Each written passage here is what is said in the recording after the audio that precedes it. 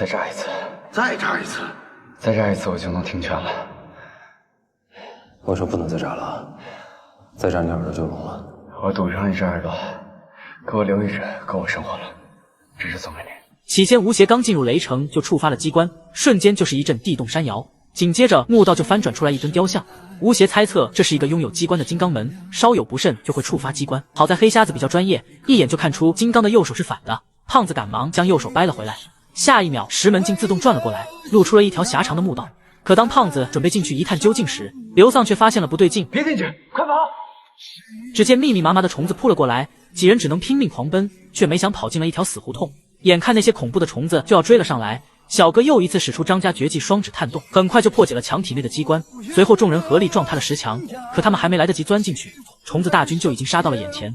眼看着大火就要被虫子淹没，情急之下，刘丧吹响了手中的口哨，眨眼功夫，虫子就开始退去。你丫还会驯蝉呢？什么玩意儿这是？原来这是一种喜欢钻洞和咬人的角蝉，这种角蝉对声音的震动极其敏感。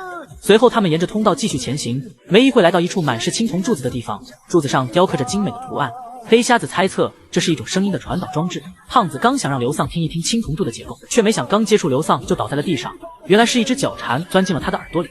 几人刚想把角蝉弄出来，小白就发现密密麻麻的角蝉出现在了头顶。胖子赶忙拿起口哨吹了起来，刚开始确实有点作用，角蝉立马退了回去。可就在胖子洋洋得意时，角蝉又一次杀了回来。而这次无论胖子怎么吹响哨子也没用，因为角蝉已经对声音产生了免疫。胖子赶忙背起刘丧开始逃命，小哥和黑瞎子负责断后。无奈角蝉数量实在太多，迫不得已之下，小哥只能割破手掌，这才暂时抵挡住了角蝉的攻击。随后众人来到一大片青铜柱组成的迷宫，没了刘丧的指路，众人很快失去了方向。眼看那些角蝉在后面穷追不舍，胖子心一横，就决定用炸药解决掉角蝉。虽然可能会波及自己，但目前也没有更好的办法了。随后吴邪和胖子一人扔了一捆炸药，好在这个方法确实有效，追来的角蝉全部被干掉了。可巨大的爆炸声却让刘丧的耳朵更加糟糕，因为角蝉已经爬到刘丧耳朵的深处，如果再不帮他把虫子弄出来，那虫子就有可能钻进他的脑子里。黑瞎子赶忙用烧红的铁签缓慢地将角蝉给引了出来，但刘丧的这只耳朵已经受到了损伤，如果再受到一次声波的冲击，可能真就废了。